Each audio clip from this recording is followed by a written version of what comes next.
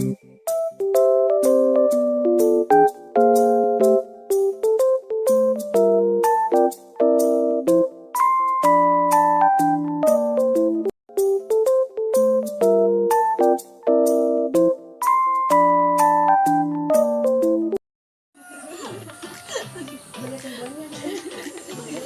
guys, pada ngapain nih? Kayaknya seru banget. Lu gak sih? Tadi kan kita harus bertiga harus dari kantin, terus tiba-tiba ada segerombolan cowok dan apa sih? Maaf banget gak sih? Nah, kalian tahu gak sih? Itu tuh termasuk teks anekdot loh. Emang iya? Apaan tuh? Nah, teks anekdot adalah teks anekdot adalah suatu bentuk tulisan naratif yang menggambarkan suatu kejadian atau insiden tertentu dengan gaya ringan dan menghibur. Biasanya, teks anekdot terdiri dari beberapa paragraf pendek yang mengisahkan suatu peristiwa nyata atau fiktif, tetapi diceritakan dengan sudut pandang yang humoris atau menarik. Kira-kira apa ya ciri-ciri teks anekdot?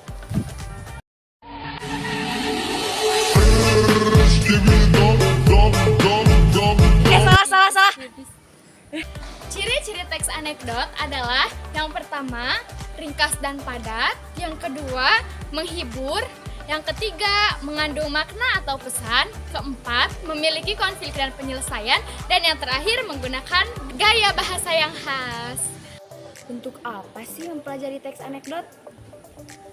Teks anekdot memiliki manfaat yang tidak hanya sebatas menghibur pembaca, tetapi juga dapat menyampaikan pesan atau makna dengan cara yang ringan dan mudah dicerna. Cerita-cerita dalam teks anekdot seringkali membuat pembaca berpikir, tertawa, dan merenungkan aspek-aspek kehidupan yang bisa jadi sering terlupakan.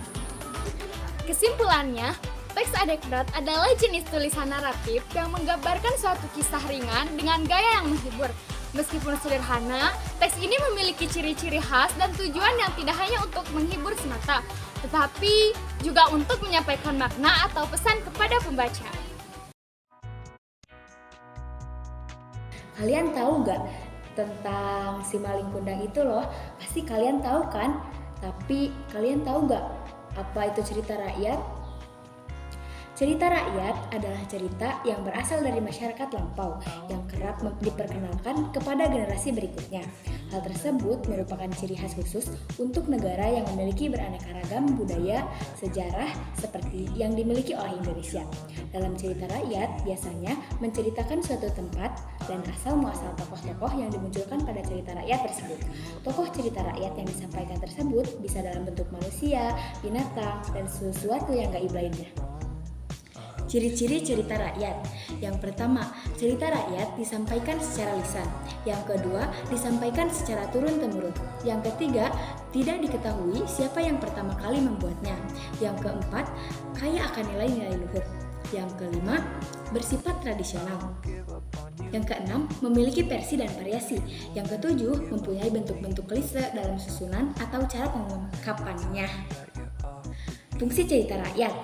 Yang pertama, sarana hiburan. Dengan mendengarkan cerita rakyat seperti dongeng, mite, atau legenda, kita seakan-akan diajak berkelana ke alam lain yang tidak dapat kita jumpai dalam pengalaman hidup kita sehari-hari. Yang kedua, sarana pendidikan. Jadi, pada dasarnya, cerita rakyat ingin menyampaikan pesan atau amanat yang dapat bermanfaat bagi watak dan kepribadian para pendengarnya. Yang ketiga, sarana penggalang rasa kesetiakawanan di antara warga masyarakat yang menjadi pemilik cerita karya tersebut. Fungsi lain lagi dari cerita rakyat adalah sebagai pengukuh nilai-nilai sosial budaya yang berlaku dalam masyarakat. Dalam cerita rakyat juga biasa terdapat ajaran-ajaran etika dan moral yang bisa dipakai sebagai pedoman bagi masyarakat. Macam-macam cerita rakyat. Di antaranya ada fabel. Fabel merupakan cerita rakyat yang tokoh pelakunya berupa binatang dan binatang tersebut dapat berperilaku layaknya manusia. Contohnya adalah kancil yang cerdik dan serigala yang licik. Selanjutnya ada legenda. Legenda merupakan sebuah cerita yang memuat mengenai asal-usul terjadinya suatu tempat, seperti sebuah cerita asal-usul Banyuwangi, asal-usul Danau Toba, dan terbentuknya tangkuban perahu. Selanjutnya ada mite. Mite merupakan cerita yang memuat mengenai dewa-dewi atau cerita sifatnya sakral dan penuh mistis. Contoh cerita rakyat ini seperti kisah Nyi Roro Kidul, Dewi Sri, dan Hikayat Sang Boma. Selanjutnya, sage. Sage merupakan sebuah cerita yang isinya mempunyai kandungan unsur sebuah sejarah. Misalnya, Dharma Wulan, Ciung Wanara, dan Rara Jonggrang. Selanjutnya, cerita jenaka. Cerita jenaka merupakan cerita yang menceritakan mengenai kebodohan atau sesuatu yang lucu. Dan yang selanjutnya adalah paralel. Paralel adalah cerita rakyat yang tokohnya manusia dan hewan. Contohnya, anjing yang loba, semut dan belalang, hikayah Mahabharata. Selanjutnya, parabel. Parabel merupakan cerita rakyat yang menggambarkan cerita moral dengan para tokoh benda mati. Contohnya ialah kisah sepasang slop.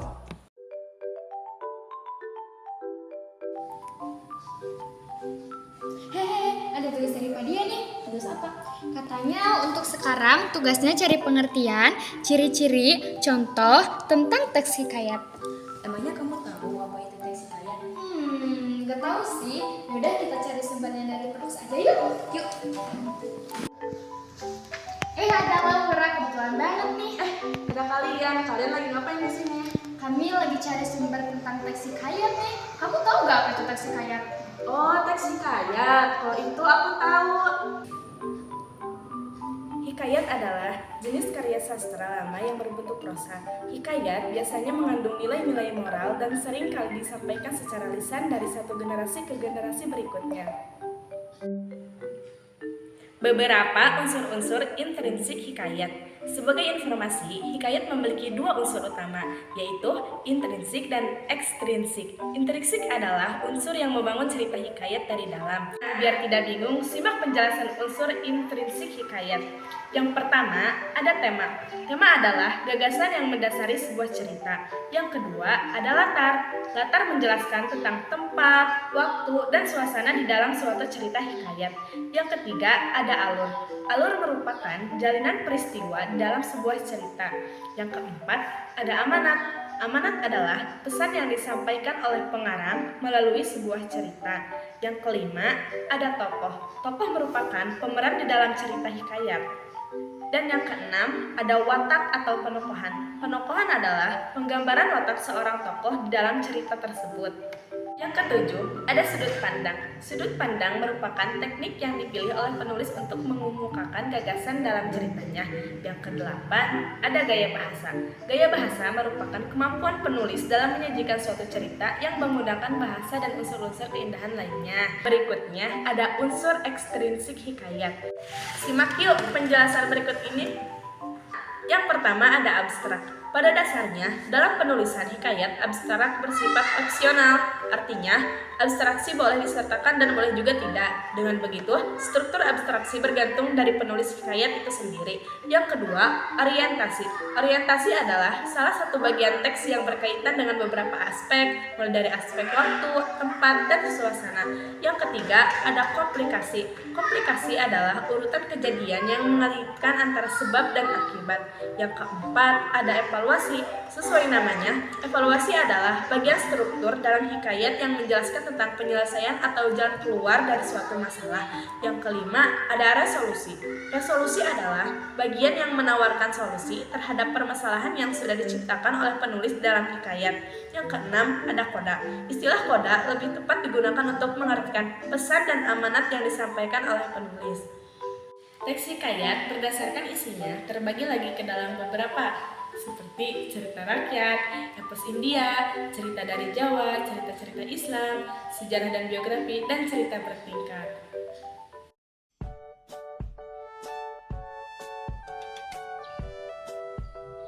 Ikhtisar adalah sebuah penyajian singkat dari sebuah karangan asli yang tidak perlu memberikan seluruh isi dari sebuah karangan asli secara proporsional. Menurut para ahli, ikhtisar adalah sebuah penulisan dari pokok-pokok masalah. Penulisannya tidak diharuskan berurutan, akan tetapi boleh juga secara acak atau bagaimana si pembuat menulis ikhtisar, tanpa mengubah tema dari sebuah wacana.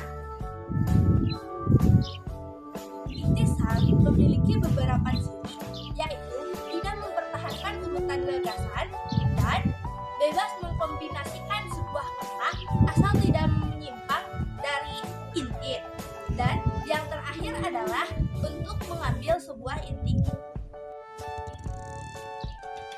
Fungsi dari istisar adalah untuk mengembangkan ekspresi serta penghematan kata, menuntun atau membimbing seseorang agar dapat memahami sebuah inti dari suatu isi, memahami atau mengetahui sebuah buku atau sebuah karangan.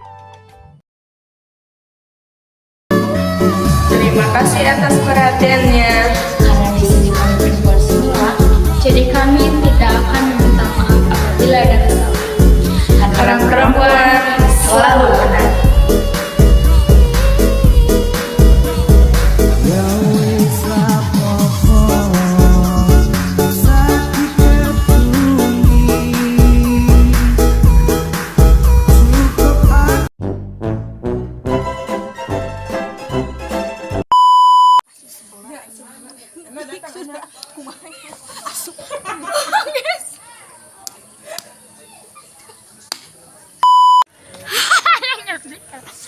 Teks anekdot adalah satu gerak kalau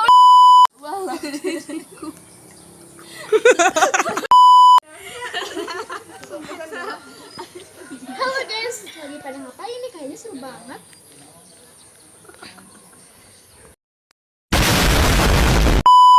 Ya motor.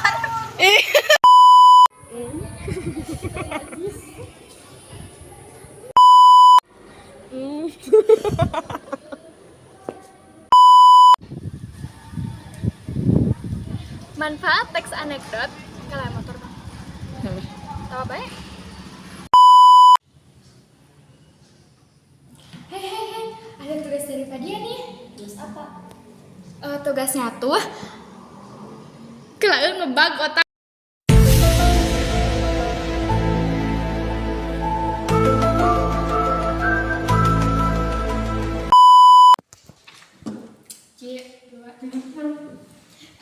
Laura.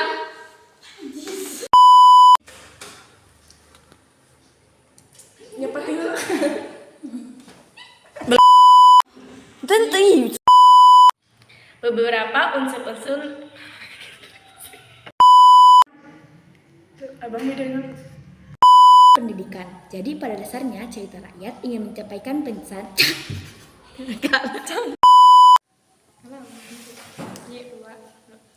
Terima kasih atas perhatiannya. Memahami atau membimbing. Nah, jadi memahami.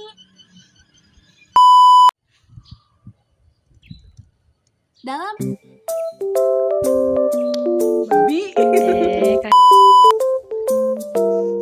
Shooting guys. Semangat.